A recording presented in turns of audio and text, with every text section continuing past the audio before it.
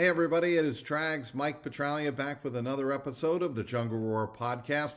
This week, flying solo. I'm going to be talking about a couple of subjects, one of which is Tyler Boyd, and the other is Zac Taylor's approach towards the off-season program that he sets in place for the Bengals as they get ready for July, basically a month off, and then the beginning of training camp at the end of July and into August and the preseason as they get ready for the 2023 campaign. But first off, Tyler Boyd. He was back at practice on Tuesday, the day after Memorial Day, rejoining teammates T. Higgins and Jamar Chase, but also rookie Charlie Jones, the rookie out of Purdue, taken in the fourth round. And I found Tyler Boyd's comments to be very insightful in terms of his attitude this year. He's not worried about Charlie Jones taking his spot at the slot position and why the Bengals drafted him, perhaps after Tyler Boyd leaves in the 2023 season as a free agent. He's worried about trying to get this offense to its peak once again and get back to the AFC Championship and then get back to the Super Bowl in Las Vegas and finally bring home a Vince Lombardi trophy to the city of Cincinnati for the first time in the 56-year history of the Bengals. Of course, a lot of people remember what happened with the Bengals in the AFC Championship last January when Tyler Boyd went out with what he disclosed on Tuesday when meeting with reporters for the first time as a thigh injury. He was kneed in the thigh on a tackle in the first half. He tried to come back for one snap, really couldn't make a go of it, and it really impacted the Bengals offense afterwards.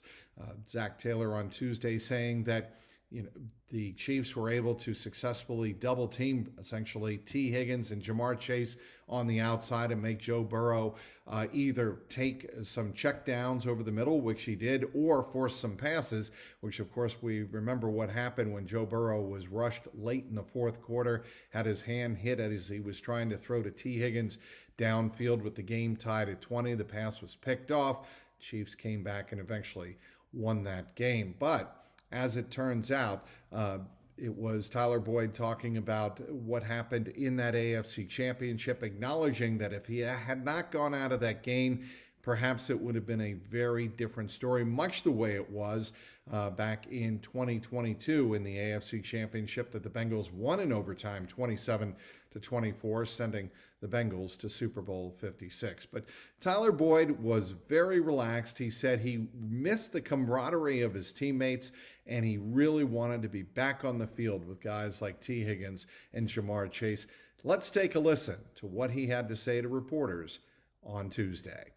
I just feel like I want to come around, bring camaraderie. I miss the guys. And even though I was just away, just spending time with my family, quality time with my daughter. And just, I just felt empty not being around my guys and just being there for them. How did it feel being out there today? It felt great. I've been working out and conditioning. I feel good out there. I usually come in feeling like maybe I ain't ready, but I was more than ready than expected, but it's still day one. I got my legs under me and I'm just happy to be around the guys again. What's the difference this year as opposed to other years when you said it takes you a little longer? In terms of what? You said in years past, and you don't feel like you have your legs under you immediately, but today you feel good. Yeah, because usually before, so Zach take good care of us. He kind of let us come in a little later in OTAs, but like previous years, I would come in and try to get the break that I wanted, but coming in so early, a few years ago, I would feel like I'm not ready yet, but that's what OTAs is for, to get you back pattern right, get your legs back right, get fundamentally sound, just how to critique your little things, just get your body prepared and just get the feeling of playing football again. When the team drafted Charlie Jones in this year's draft, a lot of people will say a similar position as you is that's kind of the heir apparent to you. You're heading into the final year of your deal here. How is this offseason different, kind of knowing you don't know what the future holds here in Cincinnati past this year? Right, this is my home for now, and I just ain't going to worry about the unexpected. I'm here to finish this year out, and whatever happens, happens, but I know we have a very, very high chance of making the Super Bowl and even winning, and this is where I want to be, whether I come up with a new deal or not, I got to just go out there and I'm going to be me, I'm very appreciative of them still wanting me to be around and knowing that they don't want to trade me and things like that, but you know, at the end of the day, I just gotta help guys get better. You know, I mean, we ain't gonna be playing ball forever. You know, I might not be here forever, but I mean, I'm always love this franchise, and I'm always be a Bengal. You said it was great to get back around the guys, and what's it like? This is an extremely tight group. Yes. All wide receiver groups might be kind of close, but you guys have like a special bond. What's it like when you first get back together? What they say to you? Yeah, you know, I think guys were just excited for me to be around, you know, because I bring a lot of juice to this team, you know, and just having my presence felt, I think, just amps guys up, you know, just get guys ready, you know, and vice versa. You know, this is probably the biggest family that I have. You know, I really don't got as many friends as I would say if I was to come and be in this team locker room, you know. So just coming around, talking to everybody, and just having quality family time, and just talking football, playing football, and just having fun doing that. Did you give your teammates a heads up you were coming? Yeah, I had let guys know. I had told Zach and guys like that, you know, and Troy. You know, we had talked to Troy right before I came in, so people knew I was coming in this week, and it felt good. You know, just like I said, man, just being around and seeing the guys, you know, it just brings me that life again. What's the next step for this offense this season? I think the biggest step, I think that we talked to in our offense is just scoring more points, outscoring guys. You know, we know we have a great defense to, even if we don't get off of the fast start, that we got a defense that can, you know, balance that out for us. But I think we want to work on just starting fast every game, jumping out on teams, putting the pressure on them, because we feel like, and we still believe that we have the best offense and the most explosive offense. But it's easier said than done. You know, we got to go out there and show it. But that's our main goal, going out there and score 30, 35, 40 a game. Offensive line has been a huge topic since you were drafted in 2016. What was your reaction to the Orlando Browns sign? I mean, I loved it, you know, because we have a nice little rival with the Chiefs, and just seeing him come over, you know, it's like, yeah, we won up y'all. But at the end of the day, he's a great player. No matter where he would have went, he's probably one of the best in his position, you know, and just adding him to what we got already, you know, it's going to allow Joe to have more time, and it's going to give us the will to put up those points, you know. So I'm just happy to have him. There's a sincerity every time Tyler Boyd speaks in that locker room, whether it's to his teammates, to coaches, or to us in the media. What is also very interesting and very heartfelt is his passion for the Bengals. This is a team that took a chance on him back in the second round out of the University of Pittsburgh in the 2016 NFL Draft. And Tyler Boyd has been a Bengal ever since. He's played 7 seasons. He's put up very consistent numbers. Of course, in the struggling years for the team in 2018 and 2019, including Zach Taylor's first year in 2019, it was Tyler Boyd going over 1,000 yards in receiving each season. And that should tell you something about his productivity. He has been one of the go-to guys in the Bengals offense ever since Zach Taylor took over 4 years ago in the 2019 season. And he continues to be one of the go-to guys in that locker room for even some of the superstar players to turn to for advice, like Jamar Chase and T. Higgins. And he will be that way, he told me on Tuesday, for a guy like Charlie Jones, who is coming in and trying to learn the system. For me, you know, I've been through the thick and thin, you know, the ups and downs, the terribles, the greats, you know, but just the person I am, you know, I just stay the course. You know, I never look down on myself or my team, you know. However things go, we're just going to keep the ball going and just stay in one lane and just keep getting better and keep fighting, you know, and just getting to this stage and knowing that I'm on a Super Bowl caliber team, it just shows how much work and dedication that I put through this organization, you know, and just trying to build guys and continue to just bring the camaraderie even when we know we ain't in contention to play or we down or even the ups. You know, I try to keep it baseline so guys can just stay in a great mood when they come here to work. Are those expectations maybe part of the reason you are here today? Yeah, I mean, at the end of the day, I'm still going to be here no matter the circumstances or the outcomes of each season, you know, because every year I feel like, and I know that I can get better and do things a little better than what I did last year. And even the guys around us, you know, we fell short. You know, we lost in the AFC Championship, but I mean, at the end of the day, it's still room to improve. Even if we'd have won a Super Bowl, I still felt like we need to get better as a team. I know it's only one day, but when you've been through so many of these camps, what's different that you notice when you just come back even for a day as opposed to rookie camp in the last few years, and now you're like the old guy in the receiver group? I mean, the difference between now and then, I'm just a little bit more seasoned. You know, I know what to expect. I know how to practice. I know how to prepare for each day, you know, and each phases of football, you know. So, I mean, that part I think I got down, you know, and even the leadership quality that I have, you know, I go out there and I critique guys. You know, I don't want to go out there and try to like show them or go out there and say it. I'm gonna go out there and just communicate with them, talk to them a little bit, try to get them comfortable. You know, because when rookies come in, you're gonna be a little timid, trying to figure out, just trying to find your place on the team. And I mean, you can't really do that until you just relax and feel welcome. You know, and the guys like me, you know, I just want to make them feel appreciated. Have you had a chance to talk to Charlie yet? Yeah, not for a long time yet, but we just out there talking about releases. You know, I was talking to him about his pad level, just staying low, you know, off the ball, you know, so guys can't get in your chest. But everything, those guys look good so far, you know, day one. So, I mean, we still got room to improve, and I'm going to keep working with them. Jamar and T, when they were rookies, they came in and they said, you were a huge help their rookie season, getting to lay the land. Are you trying to continue that role? Absolutely. Like I just mentioned, man, once you come in and feel like you can continue to do what you've been doing in college, you're going to be fine. Guys might come in just underestimating themselves, not knowing if they can play or they're good enough. You know, I'm just trying to get them up. Just make sure y'all here for a reason. You know, y'all might not start, but y'all gonna be on this team, and the players and the coaches we got around you, it's gonna get you better, 10 times better than what you were. And so I think the most important part for them right now is just to take out the criticism and learn. Now we turn our focus to head coach Zach Taylor, and specifically the way Taylor has chosen to organize and direct his offseason program for the Bengals. There's been a lot of conversation as to whether or not going a little bit softer and a little bit lighter is really the way to go. Well, Zach Taylor says there's no doubt in his mind it is the way to go, because as he told me on Tuesday, he wants his team fresh and relaxed and well rested going into the offseason so that they feel good about themselves, so that when they come back for the opening of training camp in the last week of July, they are ready to go mentally and physically. It's the coach's job and some of the veterans' job to teach how we want it done.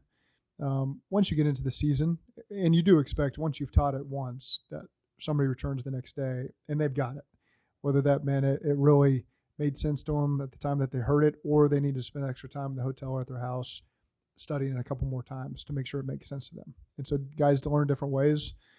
Some guys need to get on the field first before it really hits home for them. And so I think that we're able to hit all those different ways of doing things, watching the film, showing them a playbook, doing it on the field. And so it's really up to the player to which way sinks in the most. And then and our position coaches understand how to reach each player the best. But it's on them to make sure it's really locked in, however they do that on their own at home before they show up the next day for work. I think smart's a good way to do it. We want our guys to go into the summer feeling really healthy, feeling good about themselves so they can come and compete at the highest once training camp opens up. I think that's one objective that I personally have for our team when they walk out the door on June 15th, that they feel in peak physical condition, that they can utilize those next 4 or 5 weeks to make sure that when they show up to training camp, they're hitting the ground running and not feeling like they've developed a new injury or anything like that. I feel I learned that really after my first offseason here, talking to several of our veteran players that I had a lot of respect for, that maybe felt banged up coming out of spring. Not banged up that, we're hitting, obviously there's no contact, there's only helmets on, but some of the 11-on-11 stuff we did, they felt not as good as they wanted to coming into training camp. And so you take that to heart and you reconfigure your training camp a little bit to make sure we're getting all that physical work. And I feel like we've arrived at a really good point now to where our guys understand why we do things the way we do them, what's going to be asked of them when they show back up in late July, and how to get our team ready for our first game of the season, against Cleveland. And that's Zach Taylor, head coach of the Cincinnati Bengals. Some other notes from Tuesday as we wrap up this edition of the JungleRoar podcast. Trevor Siemian was out there again on Tuesday taking his reps as backup to Joe Burrow. Of course, Trevor Siemian is taking over for Brandon Allen, who is now the backup out in San Francisco. Trevor Siemian is somebody who certainly is comfortable as a 31-year-old veteran quarterback in the National Football League. He has his experience with Chicago, New Orleans, and of course with offensive coordinator Brian Callahan with the Denver Broncos for a season back in 2016. So this is a system that Zach Taylor said Simeon is going to pick up pretty quickly. He is trying to get used to the specific language that the Bengals are using on offense, Dan Picture and Brian Callahan, but that is coming along nicely. Some other notes: Myles Murphy continues to get reps with the first team defensive line unit, and that is no surprise because from the moment he was drafted on April 28th in the first round by the Bengals, number 29 overall out of Clemson, it was Lou Anarumo, the defensive coordinator, saying he has every intention of getting reps with the first team, not only in practice, but in game situations. So he is going to get thrown into that defense with defensive line coach Marion Hobby right away. And I think he should be up to speed pretty much, barring any type of injury or setback like that. He should be ready to go for training camp in late July. Of course, there are a couple of practices coming up in the offseason. The Bengals have their first OTA coming up on next Tuesday, June 6th. The Bengals have had 4 offseason practices here in the month of May. They'll have the one OTA on Tuesday, June 6th, and then they will have their mandatory minicamp June 13, 14, and 15 inside Paycor Stadium.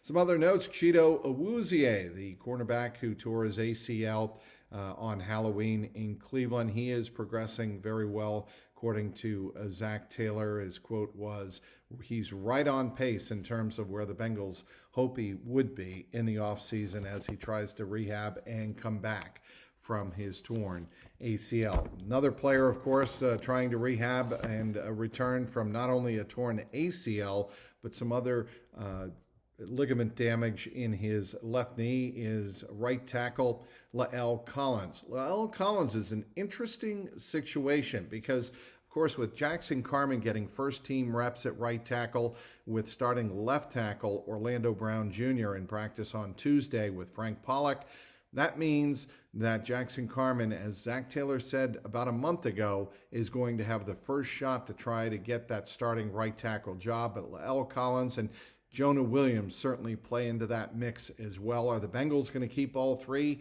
Probably not, but we'll have to see how the trade market works out there. But Jonah Williams has not reported to any of these practices yet, and I would not expect Jonah Williams to report until the opening of training camp itself. But there's always the possibility he could show up for minicamp in June. And then there is Irv Smith Jr. He is picking up and all in on the Bengals offense, according to Zach Taylor, coming along very nicely as the third projected starting tight end in as many seasons for Joe Burrow. But I don't think that'll be any problem for Joe Burrow to try and work a guy like Irv Smith Jr. into the Bengal offense. Irv Smith has not had as many opportunities in the Vikings system as the Bengals think he might have with the passing offense gearing up here in Cincinnati. So Irv Smith Jr. continues to progress with the first team unit offense out at practice. But again, the Bengals are up against air right now. All that means is the defense isn't on the other side of the ball. That will start with OTAs and with the mandatory minicamp when you can start to have a defense on the other side of the ball from the offense, and obviously vice versa. But again, no pads. Pads don't come on until about 10 days into the start of training camp, or maybe a little less than that, but usually about 7 to 10 days into the start of training camp. That's when you first start to see guys in pads going up against each other, and that's, of course, when you start to see a more full offense projected with the running game getting going. Well, that is it for this week's episode of the JungleRoar podcast. You can follow me on Twitter at Trags, Trags. Of course, you can follow me at clnsmedia.com. My latest column is pretty much an editorial version of this podcast. It is a feature on Tyler Boyd and why him showing up to practice this week really underscores the urgency of the Bengals to get back to and win their first Super Bowl. Thanks for downloading this episode of the JungleRoar podcast. We'll talk to you next week.